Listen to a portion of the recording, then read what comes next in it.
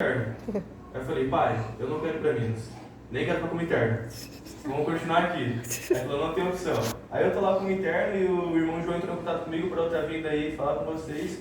Então, muito obrigado pela oportunidade, para mim é uma honra estar podendo ter esse momento com vocês. E antes da gente começar, eu gostaria de orar com vocês. Pode ser como vocês estão mesmos. Oremos.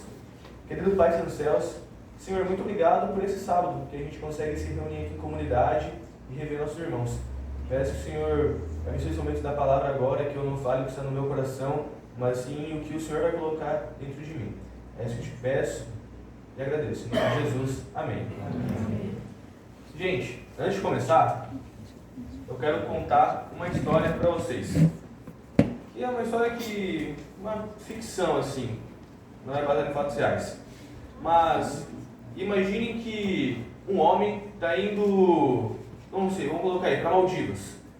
Pegou o barco dele e está indo lá para as Maldivas. Só que no caminho ele pega uma tempestade. Então ele começa a ter um monte de problema em relação ao barco, a tripulação, ele cai do barco.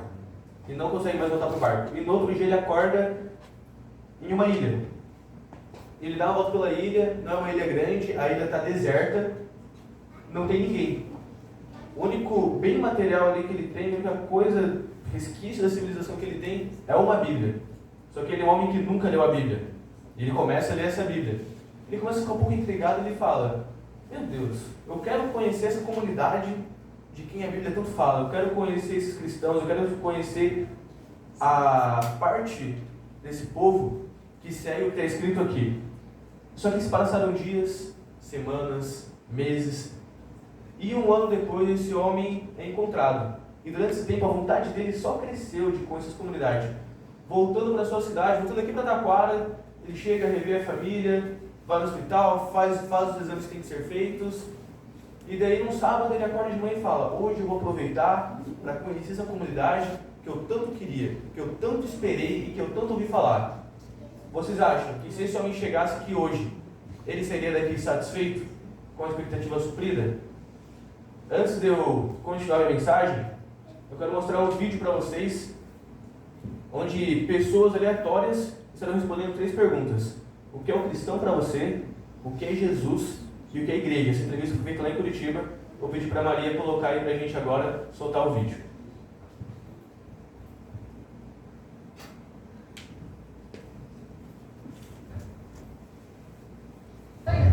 Fanatismo. Em geral, eu considero eles umas pessoas muito preconceituosas, assim. Cara, é uma pessoa normal. Cristão é uma pessoa diferente.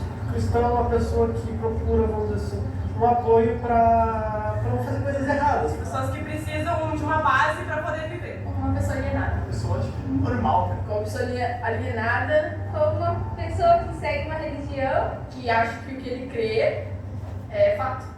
O cristão hoje é uma pessoa que está numa situação um tanto perdida. Ele é uma pessoa religiosa. O único ponto depois da motivação é o amor. É a única maneira que você tem, se você tem um problema, você sempre chamar: meu Deus, me ajuda.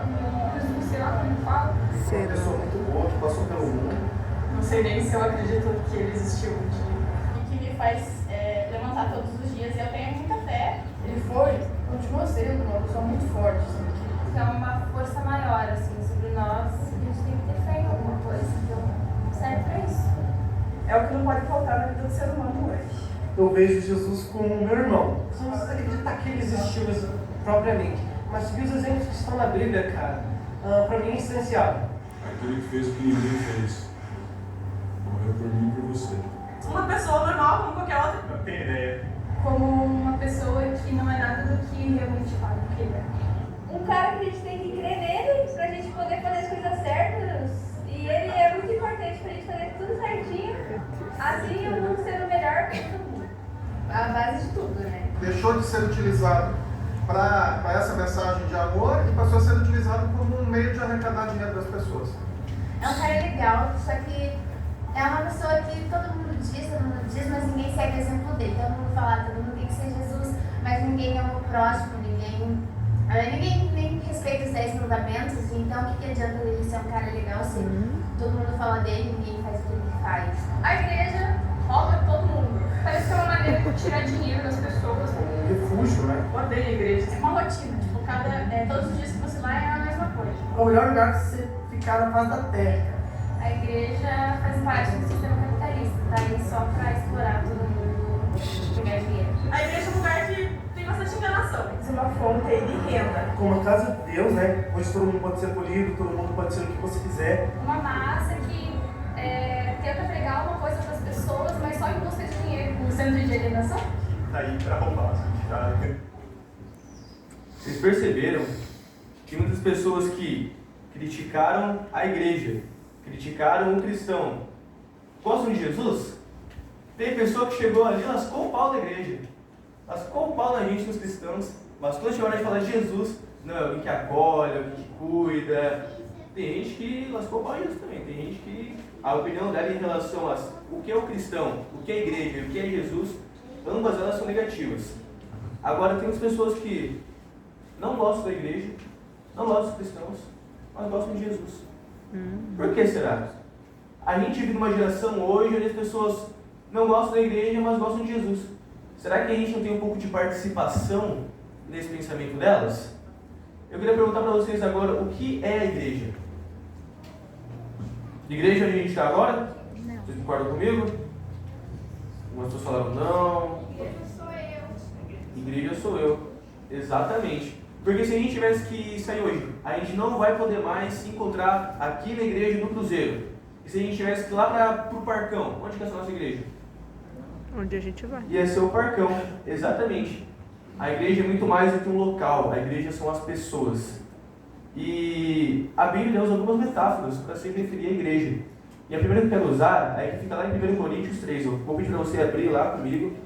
1 Coríntios capítulo 3.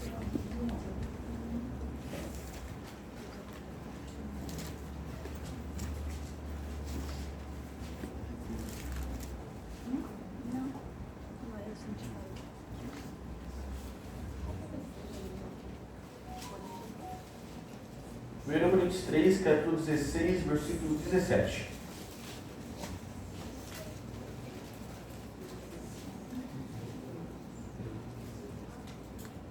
Ali então, Coríntios, quando Paulo estava dentro da igreja de Coríntios, ele fala um pouquinho mais sobre o santuário de Deus, o templo do Espírito Santo. E ali no capítulo 3, versículo 16, ele fala assim: vocês não sabem que são o santuário de Deus e que o Espírito de Deus habita em vocês? Se alguém destruir o santuário de Deus, Deus o destruirá, porque o santuário de Deus, que são vocês, é sagrado. Aqui Paulo fala que a igreja são as pessoas. Não é onde eu me reúno, mas sim onde eu estou, ali pode ser uma igreja. Imagina se saindo daqui hoje, aqui da igreja do Cruzeiro, aqui desse prédio, a gente tivesse uma igreja na casa de cada um aqui. E durante a semana a gente tivesse uma igreja em cada trabalho, sala de aula da faculdade. A gente vai conseguir evangelizar num nível muito maior. Só que a maioria de nós não entenderam ainda o que é igreja. Eu mesmo, por muito tempo, não entendi o que era igreja. E o segundo verso que eu pedi para vocês abrirem é em Coríntios ainda, mas um pouquinho mais para frente, ali no capítulo 12.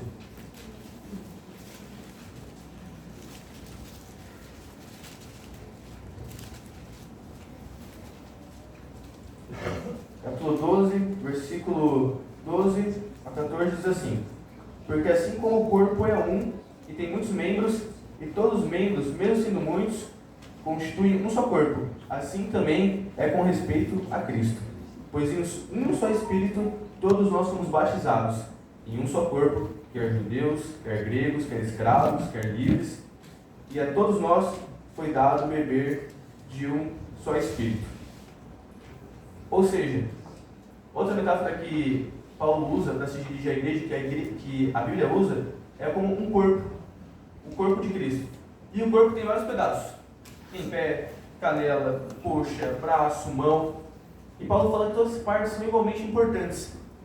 Até o nosso mindinho, até a pessoa que constitui o mindinho do corpo da igreja é uma pessoa muito importante. Se você for pesquisar, você vai ver que o mindinho representa 50% da força de uma mão. Igreja não é uniformidade. Igreja não é vamos cortar o cabelo tudo igual, vamos mandar todo mundo com a mesma roupa, vamos falar todo mundo do mesmo jeito. Igreja é pessoas completamente diferentes, mas seguindo um só propósito. Porque não tem também como uma perna querer ir para o lado, outra perna querer ir para o outro, assim a gente não sai do lugar. Mas quando a gente segue a cabeça, que é Cristo, aí a gente consegue cumprir o propósito da igreja. E em Gálatas 4:6, eu vou pedir vocês abrirem Gálatas 4:6, mas fala que nós somos uma família. Quantos aqui se juntam com a família no Natal? Alguns juntam com a família no Natal. A minha família, ela é bem grande. A minha avó, ela teve 7 filhos. E cada um desses 7 filhos tiveram 2. Então é muita gente que se junta na família. E é tão bom que a gente não tem que se preocupar em ir arrumadinho pro jantar da família no Natal, porque é todo mundo conhecido. A gente conversa sobre tudo, dá risada, um brinca com o outro. E é todo mundo amigo, todo mundo íntimo. E a Bíblia fala que nós também somos uma família. A gente não tem que ficar se preocupando com algumas coisas muito básicas, porque a gente somos amigos, somos famílias, e Deus nos chama de filhos. E a gente chama os nossos amigos de comunidade de irmãos, não chamam? Não é só uma simples nomeação deles, é irmão, porque é da família. E Deus nos chama de filho porque nós somos filhos deles. Nós somos filhos dele. E isso constitui aí uma grande família. Outra característica, outra maneira, outra metáfora que a Bíblia usa para falar o que é a igreja, fica lá em Mateus capítulo 5.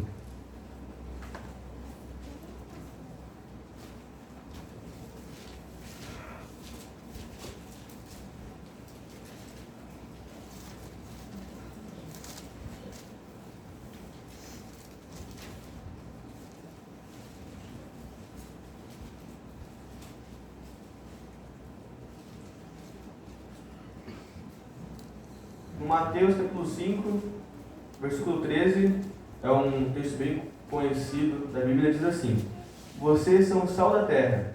Ora, se o sal vier a ser insípido, como lhe restaurar o sabor? Para nada mais presta, senão para ser lançado fora e ser pisado pelos homens. Eu gosto de cozinhar, apesar de não cozinhar muito bem. Eu tenho certeza que algumas jovens aqui devem cozinhar muito mais do que eu, que apesar de todos vocês são jovens, alguns com um pouco mais de experiência. Cabelo grisalho já, mais jovens somos todos nós. Como a irmã disse, só depois dos 100 anos. Aí a gente passa dessa etapa.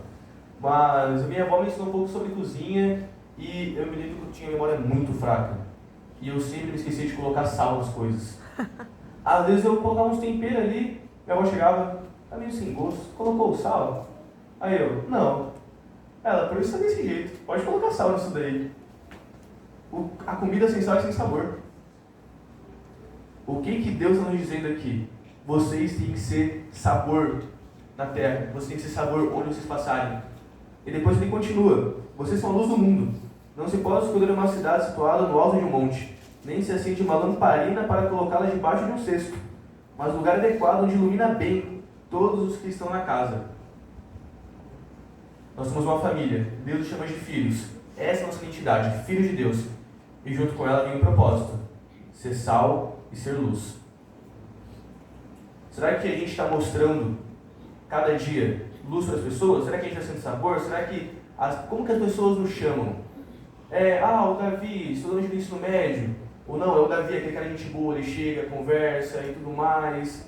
Como que conhece o João? O João é essa ali da igreja, a filha dele fica com sonoplastia. Não, mas o João é aquele irmão querido, vem, conversa, se preocupa. Você consegue ter uma conversa íntima com ele, com segurança. Será que as pessoas têm nos conhecido como sal e como luz? Ou será que ao invés de sermos sal e dar gosto, a gente às vezes deixa a comida azeda? E como eu disse antes, todos ouvem o cabeça. Às vezes a gente tem uma questão ali que é... A gente entende que é um corpo e cada um tem que ir para um lado, mas vou ressaltar de novo que nós sempre temos que seguir o cabeça. Senão, não vai dar certo. Eu quero contar uma história para vocês que fica lá em Atos capítulo 3.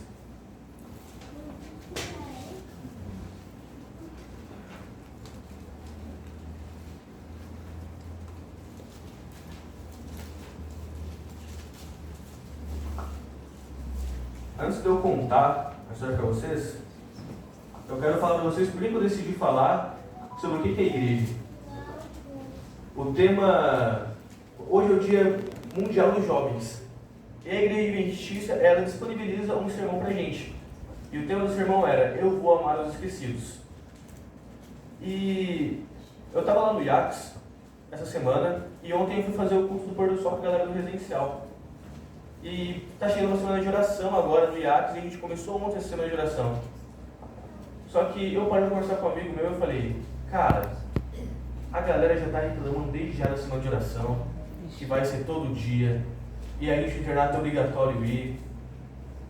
Como é que a gente vai alcançar esses caras? Porque o cara nem presta atenção no culto.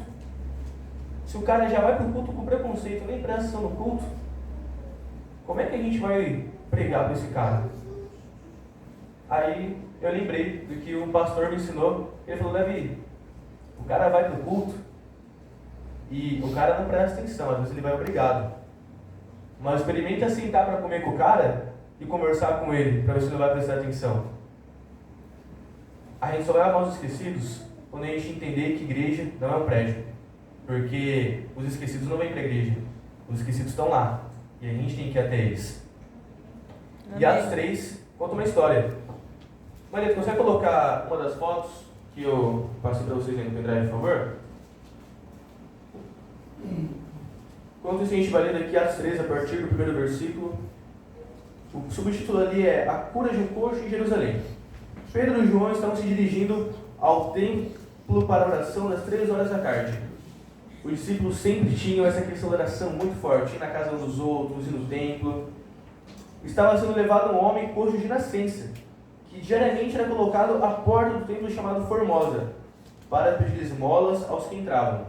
Ou seja, todo dia, pegavam esse homem coxo e deixavam ele ali na porta do templo para pedir as suas esmolas. Quando ele viu Pedro e João, que iam entrar no templo, pediu que lhe desse uma esmola. Pedro fitando-o, juntamente com João.